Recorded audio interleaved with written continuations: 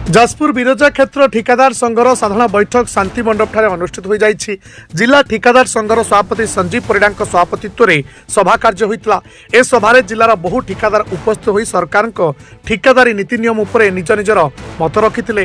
2017 मसीह ठिकादार मानक दाबी को सरकार ग्रहण करिथिबारु सभ्य माने असंतोष व्यक्त करथिले। तेबे र मेटेरियाल सबुर दिनकू दिन दाम उच्चा होतिबारु सरकार संशोधन करुतथिबा मत प्रकाश पाइछि, जहाँकि ठिकादारी काम स्वच्छ होई पारुनी बोली सभारे बहु सभ्य कहिसंती। आज्ञा मो ना हला संजीव परिडा, मु जड़े सुपर क्लास कॉन्ट्राक्टर। मु जाजपुर में बहुत दिन धरी आपंकर ये रही पाठ पढ़ा बेलू प्राय पाखापाखि 20-25 वर्ष। मते गोटे असुविधा समय मुझे एकजुट करी जिले में आपंकर गोटे संगठन आम तैयारी करूँ ठिकादार मानकर। ठिकादार माने आपंकर संगठित करी मते सभापतिर दायित्व देते किंतु बहुत दिन हो गला। आम चाहूँ मु भी चाहूँगी बर्तमान नुआ पीढ़ी एटिके आसतु किंतु बहुत गुड़े समस्या रही। से समस्या गुड़िक है जे आज ठिकादार आपणकर बहुत परिमाण रे आउ किसी ओडिशा रे किसी बेपार ना बेपार बोली कहले आपणकर ठिकादार नहले आपणकर साधारण पान दुकान।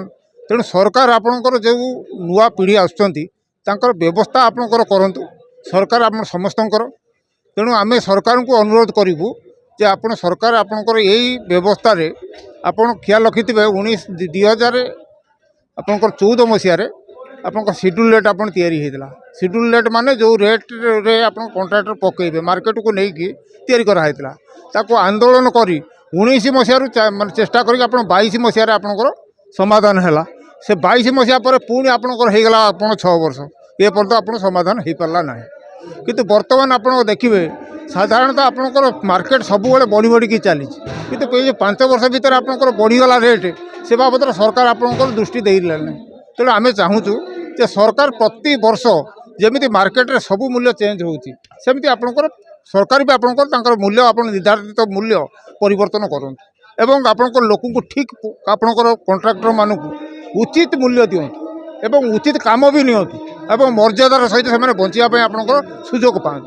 तेणु आज आपनकर ठिकादार माने निज भितर लड़े करी कौन प्रकार आपनकर ठीक भाव में आप टेंडर पकईला बेले मन इच्छा कौन प्रकार कम को हाथेवाई मन इच्छा आपनकर ये कर गोटे गोटे टेंडर में आपनकर 50-70-80 पिला भी आपनकर कंपटीशन कर।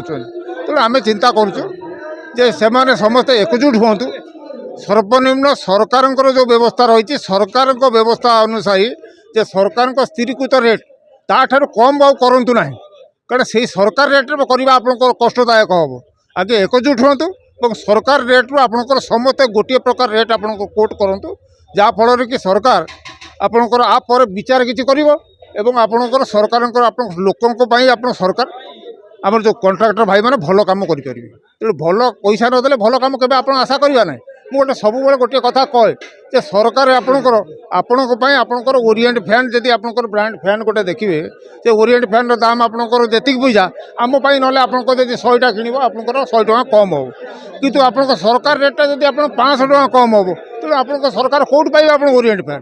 तेणु आप जो लोकटी आपंकर टेंडर देला सी आपंकर तापाखे किसी आवश्यकता आपंकर रही जहाँफल बाध्य आप टेंडर देती किंतु ओरिएंट जगह ओरिएंट लिखाई फैनटे दौर तापर आप विजिलेंस आप चढ़ऊ कर फैन छिड़ी पड़ी से दायी प्रथम किए प्रथम आप सरकार दायी। आम सरकार को निवेदन करुँ आज आपंकर ए सभारू जे आप सरकार आपंकर उचित मूल्य दिंतु एवं आउ समस्त आपंकर जिलार समस्त ठिकादार मानू अनुरोध करुँ से आपंकर एकजुट हूँ एवं गोटे रेट रे आपंकर टेंडर पकातु जहाँ लटरी हम जहाँ भाग्य जहाँ थी आप जमी होता हम।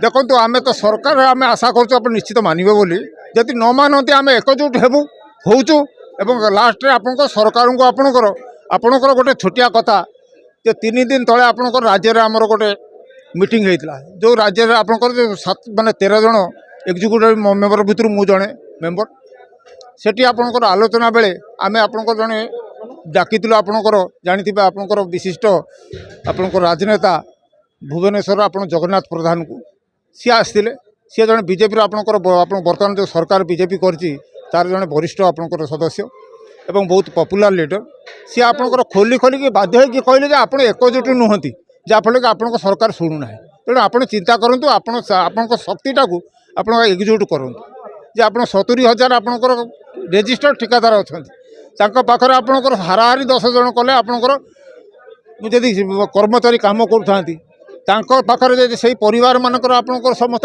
ପ୍ରତିପୋଷଣ ଆପଣଙ୍କ ଦ୍ୱାରା ହେଉଥାନ୍ତି ଇନଡାଇରେକ୍ଟଲି ଆପଣଙ୍କର, ତା ଦ୍ୱାରା ଆପଣଙ୍କର କାହିଁକି ସରକାର ଆପଣଙ୍କ କଥା ଶୁଣିବ ନାହିଁ।